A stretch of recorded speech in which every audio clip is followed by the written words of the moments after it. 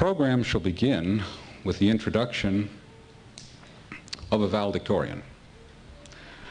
Every graduation class has one individual that manages to accomplish the highest academic honors in that class.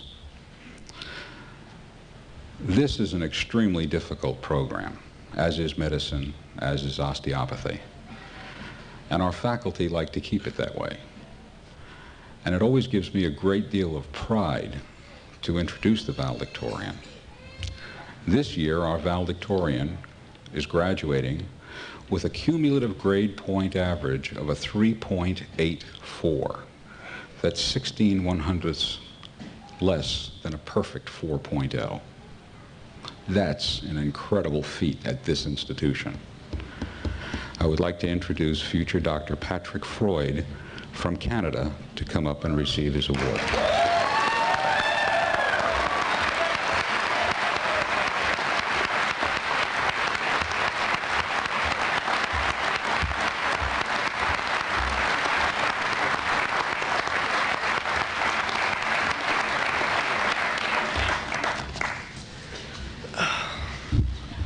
Good afternoon.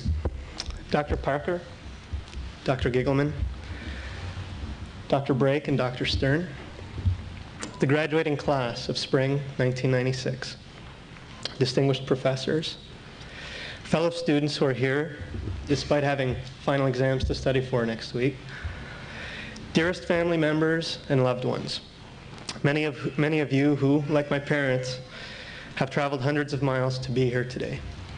A very warm welcome and thanks to all of you. Like many graduates here today, what initially attracted me to chiropractic was its philosophy and its art. When I first learned that chiropractic philosophy is based on the principle that the body has an incredible, innate intelligence capable of healing itself, I was intrigued. When I first learned that the art of chiropractic is to aid the body in healing using nothing more than your hands, I was decided. This was an absolutely incredible profession. I must admit, however, that although it was the philosophy and the art that brought me here, I needed to discover the third facet of chiropractic if I was to stay, and that is the science of chiropractic. Having come from a very scientific background, it bothered me to hear people say, "Patrick, you're going into chiropractic? It's so unscientific." Nonetheless, I followed my heart and I came to Parker. During my second trimester here, after a school Christmas party, I had the pleasure of sitting down and talking with a classmate who I have come to admire very much through the years. She had been working in the field of chiropractic for several years before deciding to become a chiropractor herself. I wanted to know what she thought about people saying that chiropractic was unscientific. I hung on her every word. A few days later at school, she handed me a note, which I would like to read to you today. It's dated December 23rd, 1993. Pat, I've thought about the question you asked me Tuesday. Would I treat a patient with something I couldn't explain? Here's the best I can figure out. God didn't make me wise enough or smart enough to know or understand it all. But He also didn't make me so stupid that I refuse to help my patients just because I don't fully understand the why behind the what. I'm really just His instrument to be used to help and to serve others. And besides, He knows why.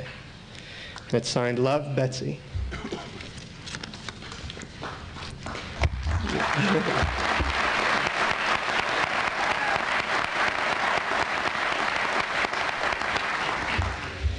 Since that time, I have learnt the science of chiropractic.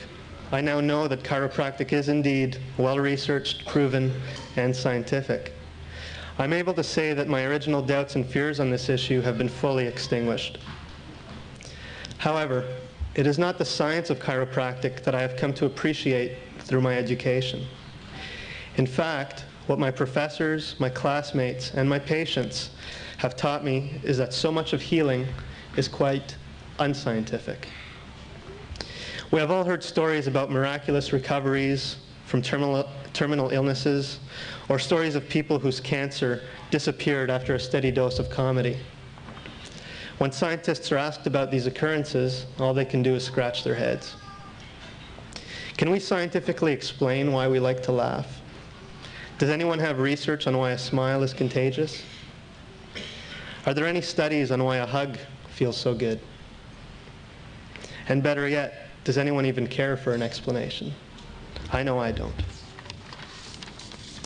I believe that there are human virtues which have an innate, unexplained, healing quality.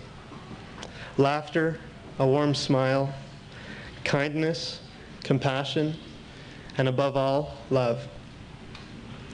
All of these are an unmistakable part of health and healing. It is these virtues that many of us have acquired at Parker, and it is this part of my education that I cherish the most. I would like to leave you with this final thought. I got it from a fortune cookie, but don't let that dissuade you from its message.